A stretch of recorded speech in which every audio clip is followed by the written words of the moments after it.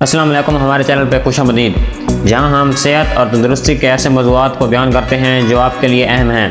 آج ہم آپ کو ایک ملٹی وٹامن ٹیبلٹ سربیکس زی کے بارے میں بتائیں گے۔ اگر آپ اپنے وٹامن اور آئرن کی سطح کو بڑھانے کے لیے ایک آسان طریقہ تلاش کر رہے ہیں، یا اگر آپ کے ڈاکٹر نے آپ کو یہ تجویز دی ہے کہ آپ اپنی جسم کے ملٹی وٹامنس کو بڑھائیں، تو آپ کو سربیکس زی کا استعمال کرنا چاہیے۔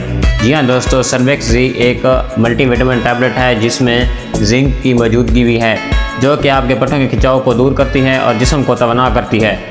ہمارے ذہن میں سب سے پہلا سوال آتا ہے کہ آخر یہ سربیکس زی ہے کیا؟ یہ ایک ملٹی وٹامن اور آئرن پروڈکٹ ہے جو کہ وٹامن کی کمی کو دور کرنے میں مدد کرتی ہے۔ جیسا کہ آپ جانتے ہیں کہ آج کل پاکستان میں ناقص خوراک اور بعض بیماریوں کے دوران وٹامنز اور آئرن کی کمی ہو جاتی ہے، یا پھر بعض خواتین کو حمل کے دوران وٹامنز اور آئرن کی کمی ہو جاتی ہے، تو ان کے جسم میں وٹامنز اور آئرن کی کمی کو پورا کرنے کے لیے بہت سے ڈاکٹر سربیکس زی کا استعمال کرواتے ہیں۔ اس کے بعد ہمارے ذہن میں دوسرا سوال آتا ہے کہ سربیکس زی کا استعمال کیسے کرنا ہے؟ عام طور پر یہ دوا دن میں ایک بار لی جاتی ہے۔ بہترین نتائج کے لیے اسے خالی پیٹ لینے کی سفارش کی جاتی ہے، یا تو کھانے سے 2 گھنٹے بعد۔ اگر آپ کا معدہ حساس ہے تو پریشان نہ ہوں، آپ اسے کھانے کے دوران بھی لے سکتے ہیں۔ آئرن ٹیبلٹس اور وٹامنس کو کھانے کے لیے میں آپ کو یہاں پہ ایک پرو ٹپ بھی دیتا چلوں۔ ایسی ٹیبلٹس کھانے کے دوران اینٹاسڈز، دودھ کی مصنوعات یا چائے کافی لینے سے گریز کریں، کیونکہ یہ سپلیمنٹ کی تاثیر کو کم کرتی ہیں اور اس کے سائیڈ ایفیکٹس کو انکریز کرتی ہیں۔ تو ایسی میڈیسنز کے سائیڈ ایفیکٹس سے بچنے کے لیے آپ کو ان چیزوں سے بچنا چاہیے۔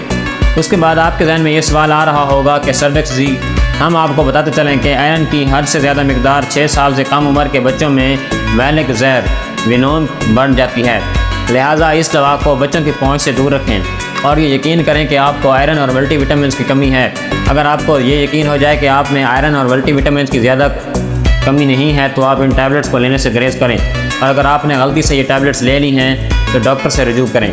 اس کے علاوہ اگر آپ کے جگر میں مسائل ہیں یا پیٹ یا آنتوں میں کچھ مسائل ہیں، تو اس کو استعمال کرنے سے پہلے اپنے ڈاکٹر سے رجوع کریں۔ جیسا کہ آپ جانتے ہیں کہ کوئی بھی میڈیسن لیں اس کے کچھ سائیڈ ایفیکٹس ہوتے ہیں، اور ان سائیڈ ایفیکٹس کو جاننا ضروری ہوتا ہے تاکہ آپ ان کو اچھی طریقے سے استعمال کر سکیں اور ان کے سائیڈ ایفیکٹس سے بچ سکیں۔ سربیکس زی میں سب سے بڑا سائیڈ ایفیکٹ عام قبض، کنسٹیپیشن ہے، اسہال یا پیٹ کی خرابی ہے، لیکن آپ کو یہ بات بتاتے چلیں کہ یہ عارضی ہوتے ہیں۔ بہت کم ایسے لوگ دیکھے ہیں جن میں آئرن ٹیبلٹس الرجک ریئیکشن کرتی ہیں۔ اگر آپ کو کوئی خارش، سوجن، چکر یا سانس لینے میں دشواری محسوس ہوتی ہو تو فوراً طبی امداد حاصل کریں اور ان ٹیبلٹس کو کھانا چھوڑ دیں۔ حیرت کی بات یہ ہے کہ سربیکس زی دوسری دوائیوں کے ساتھ مل کر تعامل کرتا ہے۔ اس میں ہڈیوں کی خرابی کے لیے دعائیں، تھائرائیڈ کی دعائیں، اینٹی بائیوٹکس اور بہت کچھ شامل ہے۔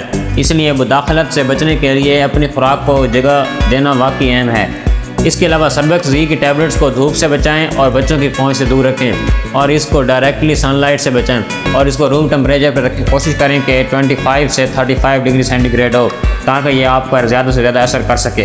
اس کے علاوہ اگر آپ کو سربیکس زی کے متعلق کوئی اور سوال ہے تو نیچے کمنٹ باکس میں لکھ دیں، ہم آپ کے کمنٹ کا جواب دیں گے۔ بہت بہت شکریہ دوستو، اللہ حافظ۔